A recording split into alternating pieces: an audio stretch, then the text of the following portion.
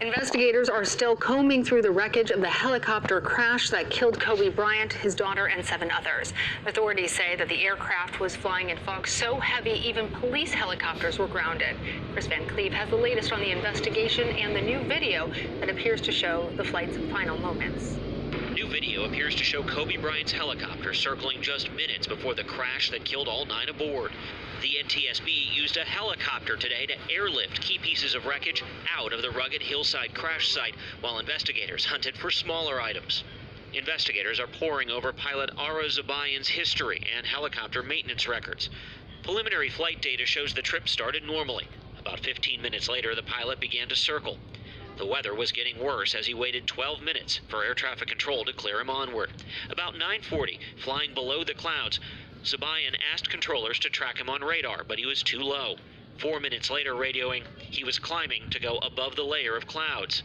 Flying now in potentially blinding fog, he reached 2,300 feet before turning left.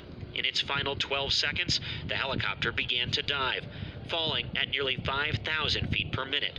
The last recorded speed, about 184 miles an hour. NBA star LeBron James spoke to Bryant earlier that morning. In an Instagram post, James wrote he was heartbroken and devastated and promised to continue Kobe's legacy.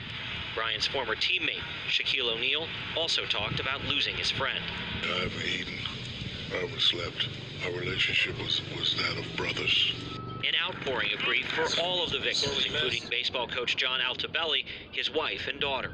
He had the perfect life, perfect wife, perfect family. It's just mind-boggling how quick that went away. And Chris Van Cleve joins me now from Calabasas, California. Chris, in your package, you mentioned that the pilot attempted to avoid a layer of clouds before the crash. Do helicopters usually fly in these type of foggy conditions? How big of a role might the weather have played in the crash? That's the question that so many people are asking today. A lot of people are asking questions about what role the weather played and if the pilot should have continued flying. Now, typically a helicopter flies under visual flight rules, and basically that means the pilot can see where he's going. And typically it's, you've got 3 miles of visibility in front of you and clouds at least a couple thousand feet.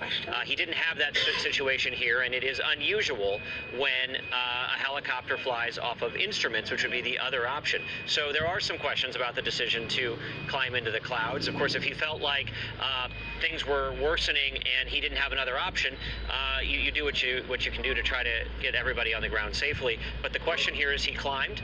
And certainly that helicopter could have climbed above the clouds, but after he climbed to 2,300 feet, the helicopter turns to the left and begins a dive. Why did that happen? Right, and then the helicopter also circled the area for about 12 minutes before it was actually approved to enter the controlled airspace. Is this one of the things that investigators are going to be exploring now? Well, so that happened earlier in this chain of events. They were about 15 minutes into the flight when they approached Burbank Airport, and that's busy Southern California airspace. He had asked to go to special flight rules where he would be operating with lower visibility, and the air traffic controller said, I need you to hold over Glendale because I have other airplane traffic in the area, and until that traffic cleared out, he needed to hold, and then was cleared to move along. The weather appeared to be deteriorating at that time, so I think the NTSB will certainly look to have a full understanding of the weather conditions throughout this flight, but it's not uncommon for aircraft to encounter sort of a traffic jam around a Southern California airport, and that's essentially what happened here. The question is, what was the weather doing as they were waiting as that flight was getting longer? And you see those images of the wreckage, it's really horrific. So, Chris, aside from the weather, are you learning anything more about what the investigators are looking into to determine the cause of the crash?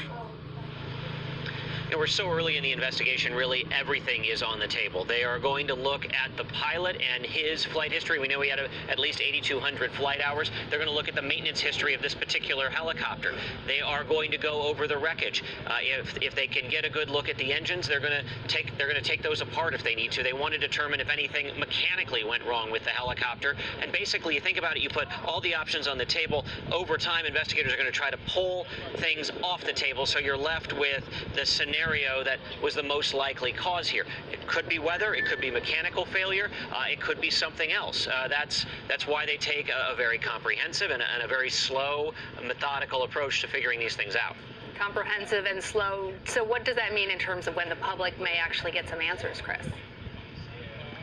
Well, typically the final NTSB report takes a year.